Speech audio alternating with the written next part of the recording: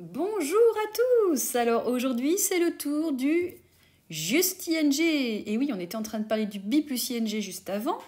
Et ben c'est l'occasion de parler du juste ing. Alors l'autre nom de ce juste ing, c'est the gerund, c'est-à-dire le gérondif. On va voir qu'il y en a un autre aussi à la fin. Et puis lui, son super pouvoir, c'est de prendre des verbes et de les transformer en noms. Et ça vous permet de faire à peu près ce que vous voulez avec ces verbes. Vous allez voir dans un instant. Première chose que je peux vous dire, c'est que c'est quand même assez facile à faire. Partons de cette affirmation avec laquelle j'espère que vous êtes d'accord.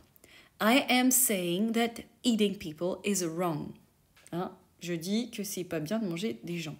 Donc dans cette phrase-là, on a deux sortes de ing. On a I am saying et on a juste eating. Donc c'est-à-dire qu'on a I am saying qui est un be plus ing et on a eating qui est un juste ing. Ah, et mon chat qui miaule à côté, ça alors.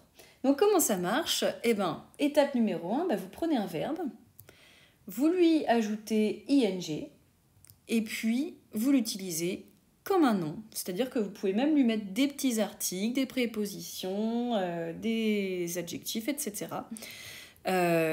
Donc, exemple, laughing is a nice activity. Hein, rire est une activité très sympa.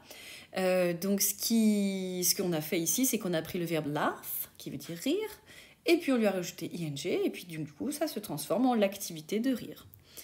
I don't like your driving. J'aurais tout à fait aussi pu dire I don't like the way you drive ou I don't like it when you drive, mais c'est plus long.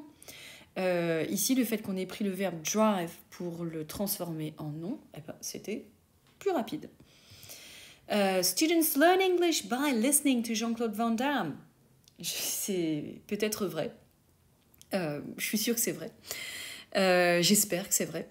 Bref, ici, on a pris le verbe listen et puis on lui a rajouté ing, puis ça devient un nom aussi, c'est-à-dire une manière ici en utilisant la méthode d'écouter Jean-Claude Van Damme.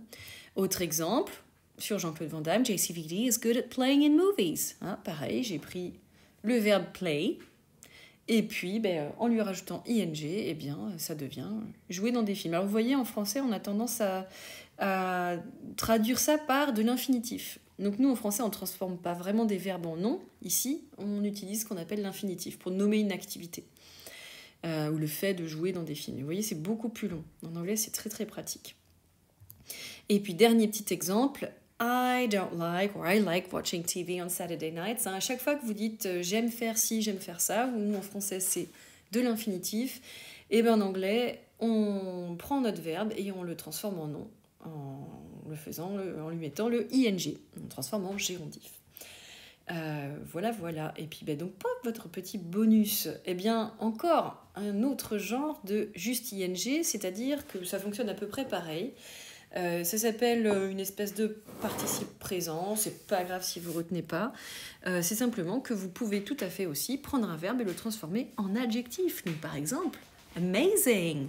Parce que amazing, ça vient du verbe to amaze, qui veut dire épater.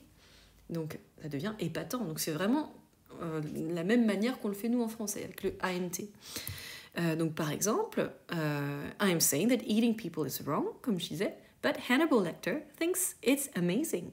Là, encore une phrase avec 3 types de ing. Voilà. Donc, comme je vous disais, ça peut aussi être des adjectifs.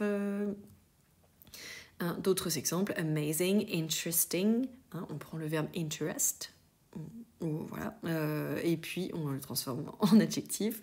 Entertaining, qui vient de entertain, qui veut dire divertir, upsetting, etc. Et puis encore pour le bonus, une autre petite phrase qui contient les 3 genres de ing. I am thinking that your driving is interesting. Voilà, j'ai peut-être fait une petite fixation sur la conduite. Moi, j'ai passé 5 fois le permis, personnellement. Voilà. Votre récompense aujourd'hui, c'est Ryan Gosling. Gosling, ça rime encore, donc c'est notre thème du jour, ing. Hey girl, wanna see something amazing? Just look in the mirror. Woohoo! Allez, passez une bonne journée sur ces belles paroles.